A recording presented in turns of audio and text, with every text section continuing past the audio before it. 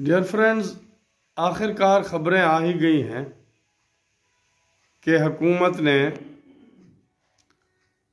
General Asim Munir साहब की ख्वाहिशात की तकमील के लिए आइन में बड़ी तरामीम करने का फ़ैसला किया है। दो अहम पॉइंट उनके सामने आ रहे हैं। पहली बात यह कि फील्ड मार्शल साहब का जो ओहदा है वो एक ऐसी पोजीशन बनाई जाएगी कि joint chief of staff committee के चेयरमैन की बजाय उसे रीब्रांड करके तमाम सर्विसेज के जो चीफ्स हैं वो उनके भी हेड होंगे।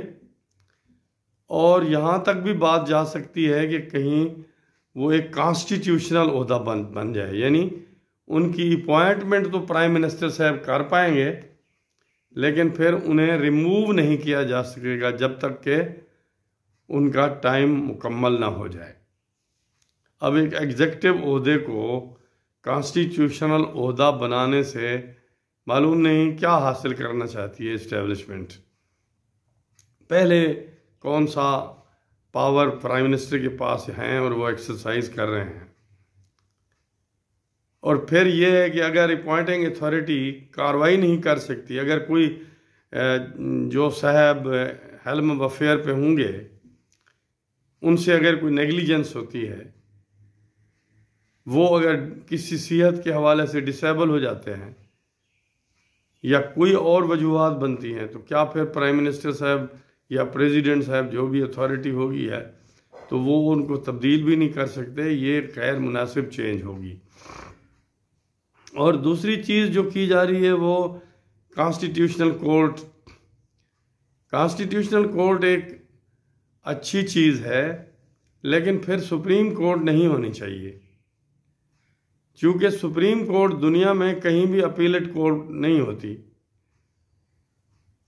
अब इतनी टेयर्स हैं हमारी कोर्ट्स के कि आदमी की उम्र गुजर जाती है, फैसला नहीं आता।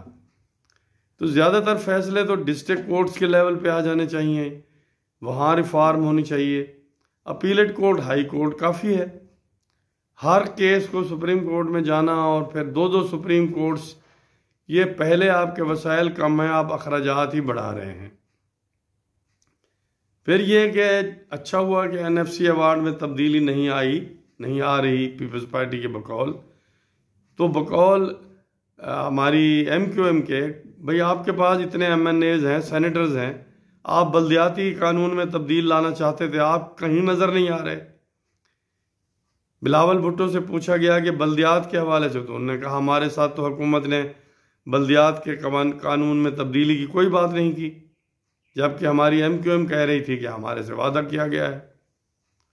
तो MQM वालों को भी कुछ हिम्मत का मुजाहरा करना चाहिए। और जब भी आईनी तरमीम होती है हम सराइकियों को भूल जाते हैं कि हम 60 साल से 70 साल से मांग रहे हैं हमारा सूबा होना चाहिए, तो हमें भी कोई याद कर लेता। और कोई नहीं तो जो सराइकी इलाके के इलेक्ट किए हुए MNAs हैं वो अलामती तौर पे ही हमारी आवाज़ को वहाँ पेश कर दें एक प्राइवेट मेंबर बिल के हवाले से कि जनाब तरमीम में इसको भी हिस्सा बनाना चाहिए, तो हमारा भी नाम ले लें। हमने कौन सा गुनाह किया है? एक शख्स के लिए आप आइन में तरामीम कर रहे हैं तो एक पूरी कौम को आप इग्नोर कर रहे हैं, ये कहाँ का इंसाफ है?